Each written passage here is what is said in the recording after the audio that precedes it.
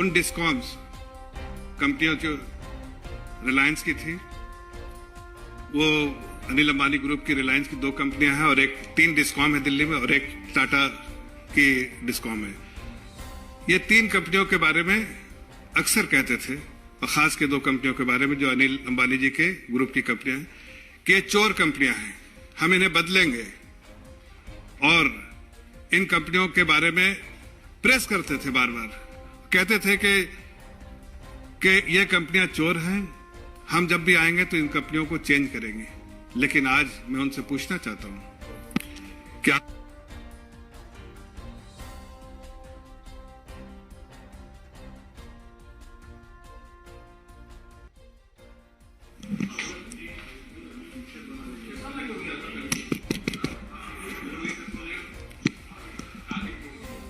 तो मैं ये कह रहा था कि जो 2013 में केजरीवाल जी बार बार प्रेस कॉन्फ्रेंस करके ये कहते थे कि हम इन कंपनियों को बदल देंगे, डिस्कॉम्स जो है उनको बदल देंगे, इसलिए कि ये चोर कंपनियां हैं, चोरी करती हैं, घोटाला करती हैं और इनको हम बदलेंगे। लेकिन आज ऐसी कौन सी मजबूरी है और ऐसी कौन सी मजबूरी थी केजरीवाल जी कि आज इनके साथ ही आप साठगांठ करके वही जिसके बारे में आप कहते थे कि चोरी को रोकेंगे, आज खुद चोरी कर रहे हैं। मैं आपके सामने तथ्य रखूंगा कि आखिर वो कौन सी मजबूरी थी जो आज उनको चोरी करने पे मजबूर कर रही है और मुखौटा पहन के कुछ और ही लोगों को गुमराह करते रहते हैं।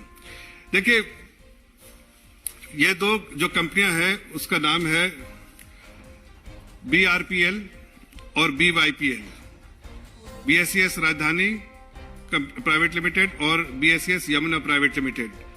ये दोनों कंपनियों में 51% अनिल अंबानी जी का शेयर है और 49% जो है वो शेयर जो है वो दिल्ली गवर्नमेंट का है।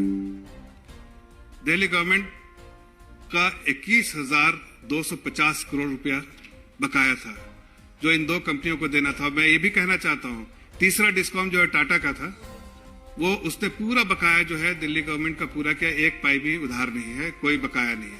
लेकिन ये अनिल अंबानी जी के जो ग्रुप की कंपनी थी, उनमें दोनों कंपनियों ने भारी जो है आउटस्टैंडिंग रहा, वो 21,250 करोड़ रुपए का आउटस्टैंडिंग रहा।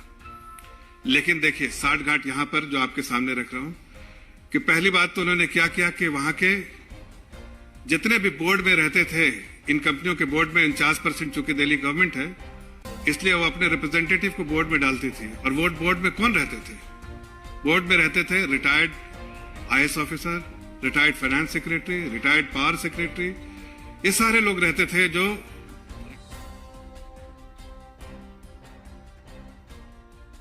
सरकार के इंटरेस्ट को प्रोटेक्ट करते थे और वो उस वक्त उनको बोर्ड में उनकी जगह मिलती थी। लेकिन केजरीवाल जी ने इन सभी लोगों को हटा दिया, इन सारे लोगों को हटा के अपने खास लोगों को उसमें रखा ताकि घोटाला करने में आसानी हो और दिल्ली गवर्नमेंट का इंटरेस्ट प्रोटेक्ट करने वाला कोई नहीं बचे। इसलिए कि यहां पर तो दिल्ली गवर्नमेंट का इंटरेस्ट नहीं बल्कि केजरीवाल जी का इंटरेस्ट प्रोटेक्ट करना था।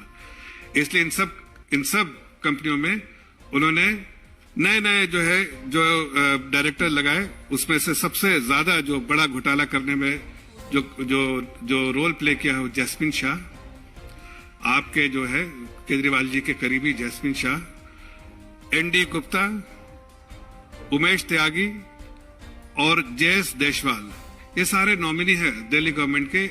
लेकिन दिल्ली गवर्नमेंट के नहीं, केजरीवाल जी के ही नॉमिनी है, इसलिए कि दिल्ली गवर्नमेंट का तो इंटरेस्ट इन्होंने प्रोटेक्ट किया नहीं। इन्होंने केजरीवाल जी के घोटाले को करने का नापाक कारनामा जो है अंजाम देने का काम किया।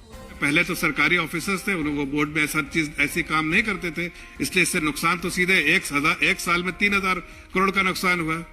लेकिन पुराने बकाये के साथ देखें तो अगर इसको करें तो कब तकरीबन 8,500 करोड़, 1-2 करोड़ नहीं, 8,500 करोड़ का नुकसान जो है वो सीधा जो है 18% रेट ऑफ इंटरेस्ट, जो late payment of rate of interest था, उसको 18 से करके 12% कर दिया गया। उससे 8,500 करोड़ का, 1 साल में 3,000 करोड़, पुराने बकाये के साथ 8,500 करोड़ का सरकार को, दिल्ली सरकार को घाटा हुआ। ये कौन से अंडरस्टैंडिंग थी इसी कंपनियों के बारे में आप बुरा भला कहते थे, हटाना चाहते थे इसके, लेकिन आज साठ गांठ करके इन्हीं को फेवर कर रहे हैं। आप 18% से 12% कर रहे हैं। दूसरी बात, केजरीवाल जी के गवर्नमेंट ने और उनके जो प्यादे जो बोर्ड पे बैठे थे, उन लोगों ने दूसरा जो है घोटाले का काम किया कि वसूली करने के बजाय उन्होंने कहा कि फ्यूचर सेटलमेंट कर देंगे। आगे आने वाले सब्सिडी जो देने वाले हैं उसके अगेंस्ट सेटलमेंट हो जाएगा और वो 11,500 करोड़ फ्यूचर सेटलमेंट होगा। ये कौन सी अंडरस्टैंडिंग है कि फ्यूचर सेटलमेंट होगा? जबकि दो बहुत अहम चीजें हैं। पहली बात कि दिल्ली इलेक्ट्रिसिटी रेगुलेटरी कमीशन ने बहुत साफ अल्फाज में लेटर लिखा था दिल्ली गवर्नमेंट को 19 फरवरी 2018 को कि जो भी सब्सिडी आप देते हैं बेनिफिशियरीज को, उनको डायरेक्ट बेनिफिट ट्रांसफर दिया जाए, उनके खाते में पैसे जाने चाहिए। लेकिन ऐसा नहीं हुआ। और खुद के केजरीवाल जी बार बार कहते थे कि हम तो लोगों के खाते में पैसे पहुंचाएंगे, लेकिन ऐसा नहीं किया। आखिर क्या मजबूरी थी कि ऐसा नहीं किया? इसलिए कि फ्यूचर सेटलमेंट कैसे होगा उसकी रूपरेखा किसी को नहीं मालूम है। ये सिर्फ अंडरस्टैंडिंग है, पब्लिक डोमेन में कुछ नहीं है। ये अंडरस्टैंडिंग है कि अगर आप जो भी इसमें से माफ करेंगे या फ्यूचर सेटलमेंट करेंगे, उसका कमीशन सीधे केजरीवाल जी के लोगों को आ जाएगा। और ये पूरा काम बोर्ड पे बैठे लोग जो उनके प्यादे हैं उन्होंने अंजाम दिया, इसलिए कि दिल्ली गवर्नमेंट के रिटायर्ड ऑफिसर्स को हटा दिया गया जो दिल्ली गवर्नमेंट के इंटरेस्ट को प्रोटेक्ट करते थे। यहां केजरीवाल जी के इंटरेस्ट को प्रोटेक्ट किया जा रहा है, इसलिए कि वहां से कमीशन जो आ रहा है वो बहुत बड़े, अभी 11,000 करोड़ 12,000 करोड़ अगर आप फ्यूचर सेटलमेंट करेंगे तो उसका आप समझ लीजिए कितना बड़ा कमीशन जो है दिल्ली सरकार को, केजरीवाल जी को और उनके लोगों को मिला होगा। दूसरी बात, कहने वाली बात है कि केजरीवाल जी ने अपने ही कैबिनेट के डिसीजन को जो 2016 में लिया था, खुद के केजरीवाल जी के गवर्नमेंट के डिसीजन को, दिल्ली गवर्नमेंट के डिसीजन को परे रखा, इग्नोर किया। और जबकि उस कैबिनेट का डिसीजन था कि हर साल ऑडिट किया जाएगा इस डिस्कॉम्स का, हर साल इसकी ऑडिट की जाएगी ताकि कोई घोटाला ना हो इसमें। लेकिन आपको बताना चाहता हूं कि एक साल में भी घोटाला, एक बार भी जो है उसने इसका ऑडिट नहीं किया। और कारण यह है कि अगर ऑडिट करते तो पता चल जाता कि कितने बेनिफिशियरीज को मिला, कितने लोग को पैसा दिया गया, सब्सिडी दी गई। ये सारी चीजें जो है वो किसी को नहीं मालूम है, न पब्लिक डोमेन में मालूम है, न सरकार को मालूम है, खाली केजरीवाल जी को मालूम है। इसलिए कि वहां कमीशन जो गया है, जो अंडरस्टैंडिंग थी कमीशन लेने का, इसलिए वो सारे घोटाले, चाहे वो शराब घोटाला हो, चाहे बस घोटाला हो, सब में वो कमीशन खोरी करते हैं। इसमें भी डिस्कॉम के साथ एक साठ घाट करके उन्होंने घोटाला किया।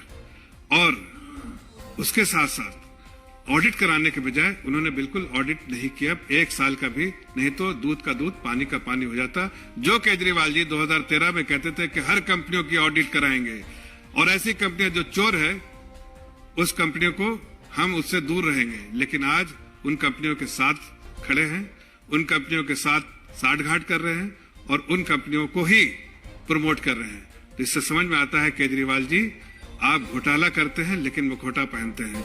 मैं उनसे 3-4 सवाल करना चाहता हूं कि आखिर केजरीवाल जी ने से पूछना चाहता हूं कि बीआरपीएल और बीपीएल का हर साल ऑडिट कराने का जो आपका वादा था वो आखिर क्यों नहीं किया? क्या मजबूरी रही थी कि आपने नहीं किया? पहला मेरा सवाल है और इस सवाल का हम जवाब चाहते हैं केजरीवाल जी के, आखिर आपके कैबिनेट डिसीजन को आपने क्यों इग्नोर किया? दूसरा सवाल है कि जब आपको दिल्ली इलेक्ट्रिसिटी रेगुलेटरी कमीशन ने आदेश दिया था, और उसका लेटर मैं आपको दिखाना चाहता हूं, उसका लेटर ही मैं ढूंढ रहा था, ये लेटर है, देखिए ये लेटर है डीईआरसी का, जिसमें बड़े साफ लफ्जों में आदेश दिया गया दिल्ली गवर्नमेंट को कि आखिर आपको जो भी सब्सिडी देते हैं वो डायरेक्ट बेनिफिट ट्रांसफर के तहत किया जाए। अभी लेफ्टिनेंट गवर्नर जी ने चीफ सेक्रेटरी से इस पे 7 दिन के अंदर रिपोर्ट मांगी है कि आखिर क्यों ऐसा नहीं किया गया, जबकि ये डीईआरसी का इंस्ट्रक्शन था, आदेश था दिल्ली गवर्नमेंट को कि आप जो भी है वो इसके थ्रू, डीबीटी के थ्रू किया जाए। तीसरी चीज, आखिर जो मैंने पहले भी कहा उसी का जिक्र कर रहा हूं कि आखिर कोई कारण तो होगा कि सरकारी रिटायर्ड ऑफिसर्स जो दिल्ली गवर्नमेंट के इंटरेस्ट को प्रोटेक्ट करते थे, उनको बिल्कुल हटा दिया गया वोट से। वो कौन सी मजबूरियां थी? क्या वो आपके आड़े आ रहे थे? क्या आपको घोटाला करने में मदद करने के बजाय वो आपके आड़े खड़े हो गए थे? आखिर वो कौन सी बात थी? जितने senior officers, finance secretary, power secretary, chief secretary, जो उसके मेंबर होते थे, बोर्ड पे रिप्रेजेंटेटिव होते थे, इन सब को आपने हटा दिया। लेकिन आपने रखा कैसे लोगों को? जो घोटाला के लिए जाने जाते हैं। एनडी गुप्ता, जैस्मिन शाह, ये सब तो इनके प्यादे हैं जो घोटाला करते हैं। तो इसका भी जवाब देना पड़ेगा कि किन मजबूरियों के कारण आपने इन लोगों को हटाया था। इसका जवाब देना पड़ेगा। और आखिरी सवाल है कि जो 11,500 जो फ्यूचर सेटलमेंट है, उसकी रूपरेखा किसको मालूम है? आखिर वो क्या अंडरस्टैंडिंग आपने की? कैसे बताएंगे आप कितने बेनिफिशियरीज थे और किस तरह से सब्सिडी का जो है उसमें एडजस्टमेंट किया गया? माल तो यही खाया आपने, इसलिए दुनिया की नजरों से छुपा रहे हैं। लेकिन दिल्ली की जनता जानती है कि आप मुखौटा पहनते हैं, बहुत बरगलाया है। अब आपको सवालों का जवाब भी देना पड़ेगा। मैं इन 4 सवालों के साथ जो केजरीवाल जी के सरकार से किया है, मुझे उम्मीद है उसका जवाब देंगे। लेकिन कुछ और तथ्य जो है हमारे मित्र, हमारे कलीग जो है आपके सामने रखेंगे। खुराना जी, धन्यवाद। धन्यवाद जफर भाई। अभी विस्तार से जफर भाई ने बहुत कुछ बताया। इसमें मात्र 2-3 चीजें मैं और ऐड करना चाहूंगा। ये सरकार जो आई थी, ये कहती थी कि हम दिल्ली के अंदर बिजली हाफ करेंगे और दिल्ली की जो दरें होंगी वो सबसे कम होंगी। लेकिन साथ में ये भी बोलते थे कि दिल्ली के जो एक पावर डिस्कॉम्स हैं, सबसे बड़े चोर हैं। मुझे आज भी वो प्रेस कॉन्फ्रेंस याद है कॉन्स्टिट्यूशन क्लब के अंदर, जब वो दावा करते थे कि रिलायंस जब हम आएंगे, रिलायंस कंपनी को हम चेंज करेंगे, कंपटीशन लेके आएंगे। अपने मैनिफेस्टो में ये बात डाली थी। लेकिन पिछले 6 सालों के अंदर मैं कुछ आंकड़ा आपके सामने प्रस्तुत कर रहा हूं, और ये आंकड़ा कोई भारतीय जनता पार्टी का आंकड़ा नहीं है। ये आंकड़ा है आरटीआई के द्वारा लगाया हुआ, उनका जवाब है। विधानसभा के अंदर उनके जवाब है। अलग अलग माध्यमों से जो हमने इकट्ठा किया, उनके जवाब है। उसमें सबसे इंपॉर्टेंट जो, अगर आप जब बिल आपके घरों में आता है, दिल्ली के आप लोग काफी लोग रहने वाले हैं, जब आप बिजली का बिल आता है तो आप कई चीजें नोटिस करते हैं कि रेट ऑफ जो वो है वो तो अलग है, बिजली का जो चार्जेस है वो तो अलग है, लेकिन उसके नीचे जो बहुत बड़ा कुछ नीचे लिखा होता है, उसमें सबसे इंपॉर्टेंट होता है फिक्स चार्जेस।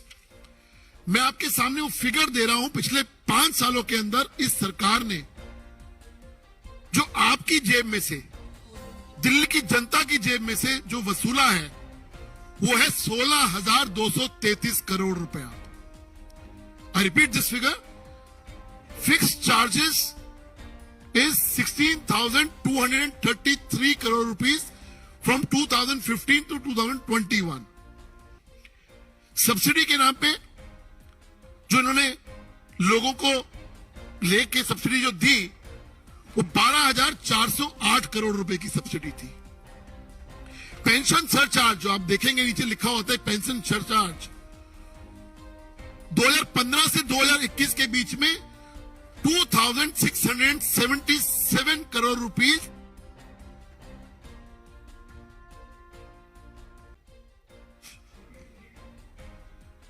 क्या नहीं आ रही है? पेंशन सरचार्ज जो आपके सब बिलों में लग के आता है, उसका फिगर है 2,677 करोड़ रुपीस, और ये वसूला गया है 2015 से लेकर 2021 के बीच में। आरएस सरचार्ज, जिसको हम रेगुलेटरी एसिड सरचार्ज कहते हैं, वो है 9,195 करोड़, 9,195 करोड़ रुपया। और जो पीपीएसए चार्जेस है, जिसको हम पावर परचेज एग्रीमेंट चार्जेस कहते हैं, वो है 3,900 करोड़ रुपीस। और जब मैं इसको समअप करता हूं तो टोटल फिगर बैठती है 49,636 करोड़ रुपया। 49,636 crore rupees have been taken from your pocket, from Delhi citizen people, जो बिजली कंपनियों ने लिया। अब सवाल यह उठता है कि क्या एक दिल्ली की जनता को जानने का हक नहीं है कि ये जो पैसा लिया गया उसका उपयोग जिस माध्यम से लिया गया, जिसके लिए लिया गया, वो है या नहीं है? जिसके लिए कंपनियों को किया गया वो सही हाथों में जा रहा है या कितना उसको एक्चुअल होना चाहिए, कितना होना चाहिए एक कंज्यूमर को, वो आपको जानने का हक नहीं है। इन्होंने वादा किया था कि हम 2015 के अंदर सीएजी ऑडिट कराएंगे। हम भी तो यही मांग कर रहे हैं। अभी जफर भाई ने भी कहा कि 2015 से लेके 21 तक कोई हिसाब किताब नहीं है। 49,000 करोड़ रुपए दिल्ली की जनता से वसूल कर लिया गया, उनकी गाड़ी कमाई का पैसा ले लिया गया, लेकिन क्या हिसाब है, दिल्ली की जनता को जानने का हक है। ये हम आज डिमांड करते हैं कि तुरंत से तुरंत सीएजी इंक्वायरी कब होगी, ये जरा बताएं अरविंद केजरीवाल साहब। और दूसरा, अभी जैसे जफर भाई ने बिल्कुल ठीक कहा, जब 2018 का ऑर्डर आ गया और जिस प्रकार नरेंद्र मोदी जी हर स्कीम को डायरेक्ट बेनिफिट ट्रांसफर करते हैं, ऐसा क्या कारण है कि आप ये जो चीजें दे रहे हैं, सब्सिडी दे रहे हैं, जनता के नाम पे सब्सिडी कहते हैं कि हम सब्सिडी दे के हम फ्री बिजली दे रहे हैं, हाफ बिजली दे रहे हैं, वो डायरेक्ट कस्टमर के अकाउंट में क्यों नहीं पहुंचती? आज ये सवाल पूछा जा रहा है। उसका कारण ये है कि करप्शन बहुत बड़ा कारण है। आप इसके अंदर करप्शन कर रहे हैं, इसलिए आप डायरेक्ट बेनिफिट ट्रांसफर नहीं करना चाहते। और तीसरा इंपॉर्टेंट सवाल, जो ये लोग कहते थे अपने मैनिफेस्टो के अंदर कि ये कंपनियां तो चोर हैं, लेकिन जब हम सरकार के अंदर आएंगे हम कंपटीशन भी लाएंगे ताकि जो रेट है वो सस्ता हो, हम कंपटीशन लेके आएंगे, नई कंपनियां इंट्रोड्यूस करेंगे। ऐसा क्या कारण है कि 2015 से लेके आज 7 साल हो गए, आपने नई कंपनियां क्यों नहीं इंट्रोड्यूस करी? ये सवाल आज भारतीय जनता पार्टी आपसे पूछ रही है। अरविंद केजरीवाल साहब, मुझे लगता है आप इसका जवाब देंगे, बात को घुमाएंगे नहीं और इधर उधर की बात नहीं करेंगे। बहुत बहुत धन्यवाद।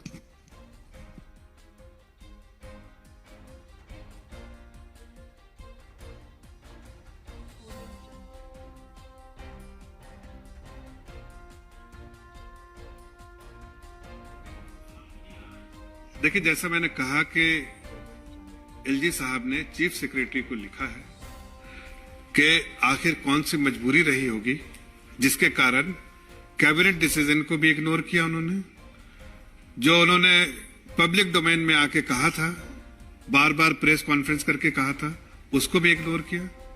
इसलिए इसकी जांच पड़ताल होनी चाहिए। 7 दिन में रिपोर्ट आएगी। रिपोर्ट आने के बाद दूध का दूध पानी का पानी होगा कि केजरीवाल जी की सरकार कमीशन खोरी की सरकार बन गई है, जनता को बार बार वर्गलाया है, लेकिन खुद को माला माल बनाया है। ये बात अब प्रदेश की जनता समझने लगी है और बहुत प्रमुख तरीके से उनका मुखौटा उतर लग गया है। और कोई क्वेश्चन है तो बताएं।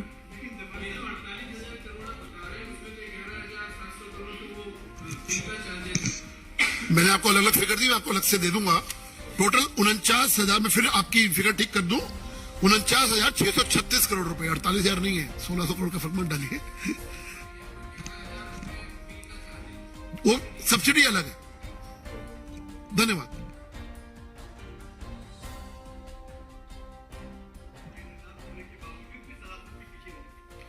देखिए, सलाखों के पीछे काम करना जो है वो कोर्ट का होता है, लेकिन कोई डेट तो नहीं दिया था ना। ये प्रक्रिया होती है, जो गलत काम करेगा उसको कानूनन लॉ ऑफ द लैंड के हिसाब से हर को उसको दंडित किया जाता है और किया जाएगा। लेकिन कोई, मुझे नहीं लगता कि मुझे कोई डेट या उन्होंने कोई डेट दिया होगा। हर वो गलत काम करने वाले को सरकार नहीं बल्कि जो कानून दंडित करता है उनको भी किया जाएगा। धन्यवाद।